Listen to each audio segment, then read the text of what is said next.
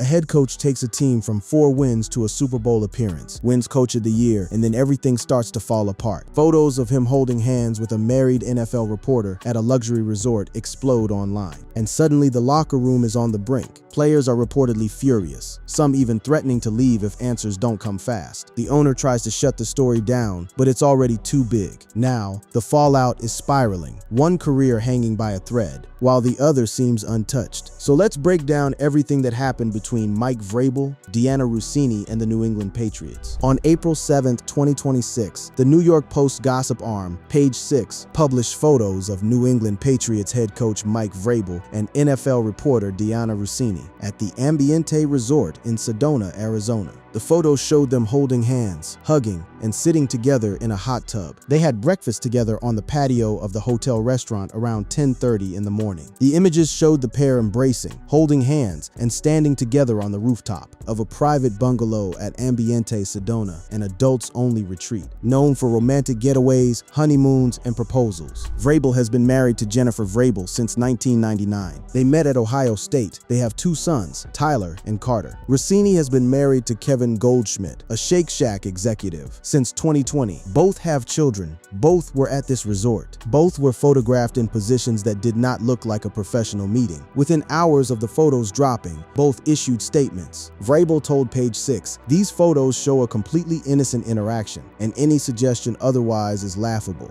This doesn't deserve any further response." Rossini told the same outlet, "The photos don't represent the group of 6 people who were hanging out during the day. Like most journalists in the NFL, reporters interact with sources away from stadiums and other venues." The Athletic's executive editor, Steven Ginsberg, initially defended Rossini, saying these photos are misleading and lack essential context. These were public interactions in front of many people. Deanna is a premier journalist covering the NFL, and we're proud to have her at the Athletic. Laughable. That was the word Vrabel chose, and that word would follow him for the next 2 weeks, like a shadow he could not shake. Vrabel had attended a scouting event at Arizona State University in Tempe on March 27th. The next day, he traveled to the hotel. The photos were taken at a Sedona resort before the annual NFL meetings that began in Phoenix on March 29th. The timeline placed Vrabel within driving distance of league business, yes, but a detour to a secluded adults-only resort with one of the most prominent reporters. Covering his sport raised every conceivable red flag. Rossini and Vrabel allegedly had breakfast on the patio of the hotel before spending a leisurely hour or so together at the pool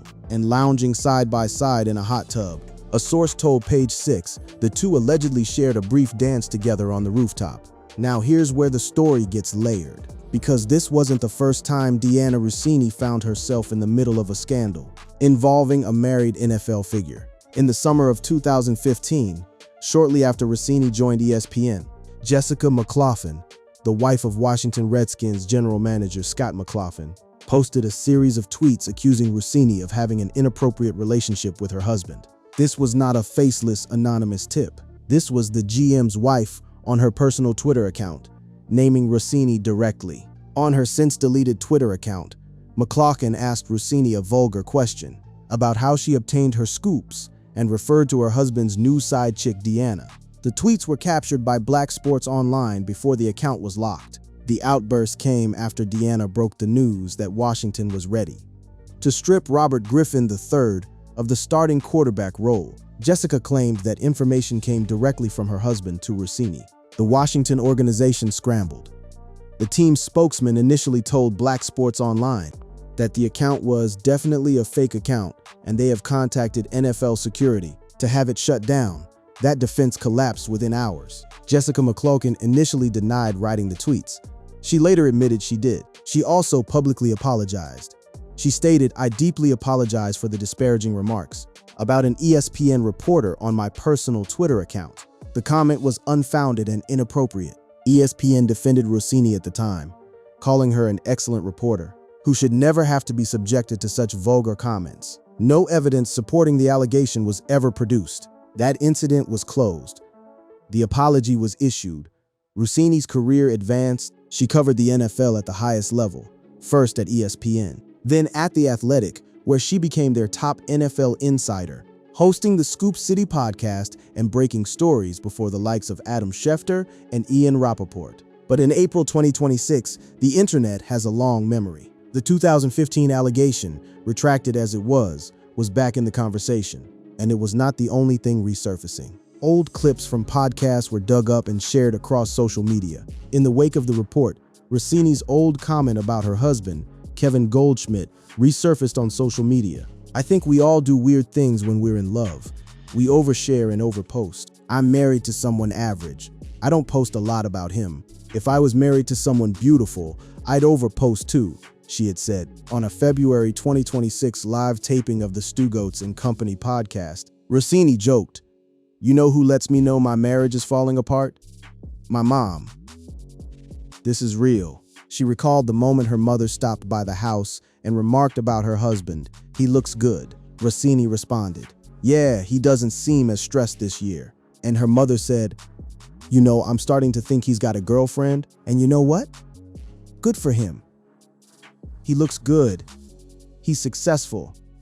His wife's never around. You love this football thing. That's why he looks good." Jokes on a podcast in February. Photos at a resort in March. An investigation and a resignation in April. The timeline was devastating. Rossini had previously covered the Tennessee Titans for ESPN during Vrabel's head coaching tenure with the franchise. That meant this was not a new acquaintance. Their professional orbit overlapped for years during which Rossini built a reputation as one of the best-connected insiders in the NFL. On Friday, April 10th, ESPN reported that The Athletic had launched an investigation into Rossini's NFL coverage and the nature of her relationship with Vrabel, and she would not be reporting during that process. The New York Times, which acquired The Athletic in 2022, confirmed that the nature of Rossini's relationship with Vrabel and her coverage were being reviewed. She would not be reporting while the investigation was underway.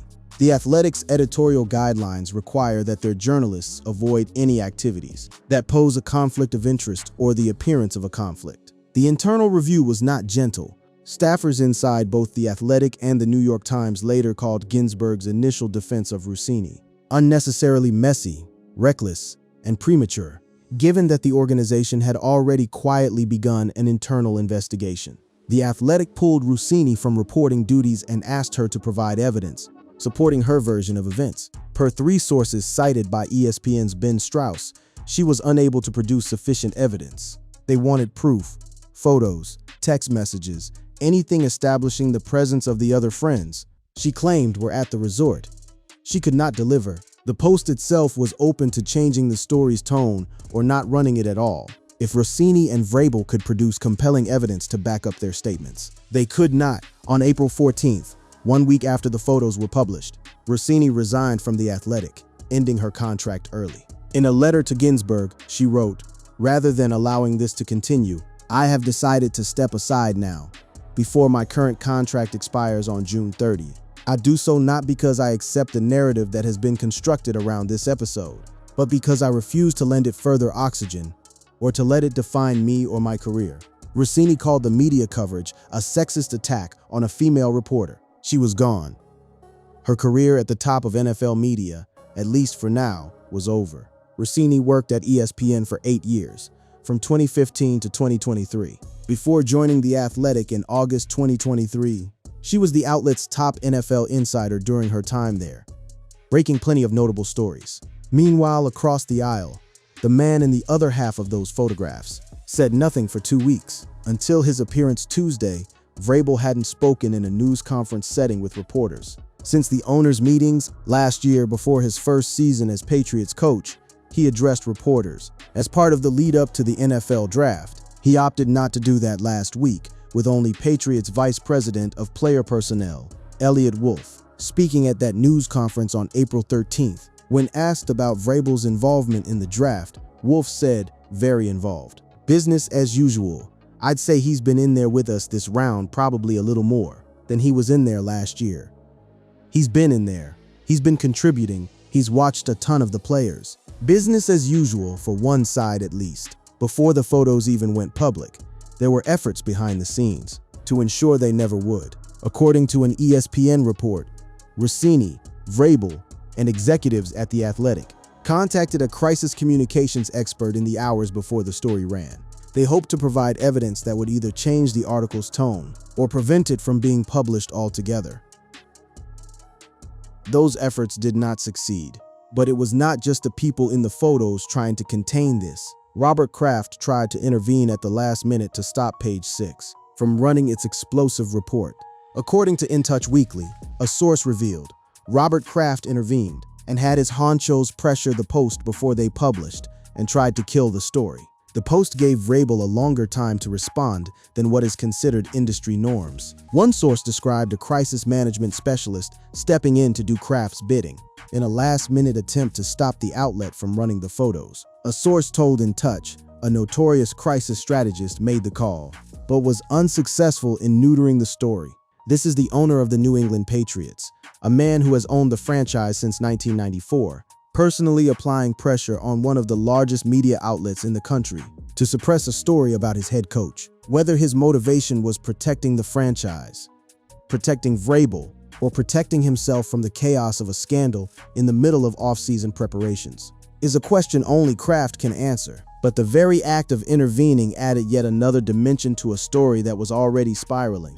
Both parties claimed they were at the resort with friend groups, but neither has publicly shared any evidence. And Rossini's inability to do so led to her recent resignation from The Athletic. The Post published anyway. The crisis strategist failed, Kraft's pressure did not work, and the story went from a gossip column item to the dominant narrative in the NFL. For the better part of a month, the fact that Robert Kraft reportedly tried to have the photos nixed made it become more and more apparent to observers that something more significant was going on between Mike Vrabel and Dianna Rossini. If there was one constituency Vrabel could not afford to lose, it was his players. In his first season with New England, Vrabel led the Patriots to a 14-3 regular season record, a 10-win increase from the club's 2024 campaign of 4-13, tied for the largest by a team with a new head coach in league history. He was named the 2025 AP NFL Coach of the Year at NFL Honors. During the AFC Championship game, the Patriots defeated the Denver Broncos on the road 10-7. Advancing to Super Bowl LX, Vrabel couldn't finish off his strong year with a Super Bowl win, as the Patriots lost to the Seahawks 29-13. The culture Vrabel built in one season was extraordinary. At his first press conference in January 2025, Vrabel declared, "I want to galvanize our football team. I want to galvanize this building. I want to galvanize our fans. The most important thing is the players. I want to provide a program that provides their ownership but also their accountability of each other, and one that they'll be proud to be a part of and that they're going to fight for." Vrabel made his ideals clear, hanging up a sign in a team meeting room titled Patriots Team Identity that included the principle, "Make great decisions, make great decisions." That was the standard he set for his own locker room, and now his players needed to know whether the man who set that standard could hold himself to it. The locker room in New England would demand answers from its head coach. NBC Sports Boston's Michael Holley spoke to a former player who said, "The hell they won't want answers. You think Mike Vrabel can just brush this under the rug without talking to the players? Coaching don't treat us like they treat the media." On Monday, April 20th, as players arrived for the start of the voluntary off-season workout program, Vrabel addressed his team behind closed doors. Then on Tuesday, April 21, Vrabel stepped to the podium. He made an unscheduled statement from the podium at the team's facility on the second day of its off-season workout program. Vrabel, who did not acknowledge Rossini by name, acknowledged that he was going through a personal and private matter and had already gone through some difficult conversations with his family, team, and many others over the last few weeks. His tone had changed completely from his initial statement to Page 6. Gone was the word laughable. Gone was the dismissiveness. His initial response, "These photos show a completely innocent interaction, and any suggestion otherwise is laughable. This doesn't deserve any further response," was a far cry from the statement he delivered at the podium. He told reporters, "We believe in order to be successful on and off the field, you have to make good decisions. That includes me. That starts with me." He expressed regret that the situation may have had a negative effect on the team, and that he may have been the cause of distraction. He stated, "I care deeply about this football team, and I'm excited to coach them. I also know that I'm going to attack each day with humility and focus. And what I can promise you is that my family, this organization, the team, the staff, the coaches, everybody, our fans, most importantly, will get the best version of me going forward." When asked if the players had questions, Vrabel confirmed they did. He said, "I've had conversations and questions. Yeah, I've addressed that and talked to them. And I tell them all the time, we have to speak for ourselves. And what they have to say on it is what they'll have to say. We've talked. And again, there's a lot of excitement in this new building." When asked about Rossini's resignation, Vrabel declined to comment. He said, "I respect and I appreciate every single question, but I'm not going to be able to comment on anything as it relates to that." The NFL confirmed on Saturday, April 18th, that it is not investigating Vrabel's behavior. NFL spokesman Brian McCarthy confirmed to the Associated Press that the league is not looking into the matter. McCarthy told ESPN that the organization's personal conduct policy requires coaches to avoid conduct detrimental to the integrity of and public confidence in the National Football League, but that the NFL would not be reviewing Vrabel's behavior accordingly. The Patriots support Vrabel, and his job appears secure despite locker room concerns. A Patriots spokesman said there are no plans for other team officials to address the issue further. So here is where the entire situation stands. Both individuals were married. Both appeared in identical photos. Both denied wrongdoing. Yet their professional outcomes split immediately. Rossini lost her position, her platform, and years of credibility built through relentless coverage. Success protected one role. Perceived conflict undermined the other without delay. What actually happened between Vrabel and Rossini is still unclear, and it is hard to figure out the truth from some still photographs. Neither confirmed an affair. Neither has been charged with anything. The NFL is not investigating. The Patriots are not investigating. The story, as it stands in public, is a set of photographs, two conflicting statements. One resignation, one press conference, one failed cover-up, and a decade-old accusation pulled back from the archives. Did every Patriots player walk out? No. The voluntary off-season workouts started on schedule. Vrabel spoke to his team, and his team showed up. But the trust that he built in one miraculous season, the trust that transformed a 4-win laughingstock into a Super Bowl contender, now has a crack in its foundation. Whether that crack spreads or heals depends entirely on what happens next on and off the field. The NFL draft begins Thursday. The 2026 season awaits, and Mike Vrabel, for all his accomplishments, now carries more than just a playbook into the next chapter. He carries the weight of a scandal he called laughable, and a locker room that will never forget he said it.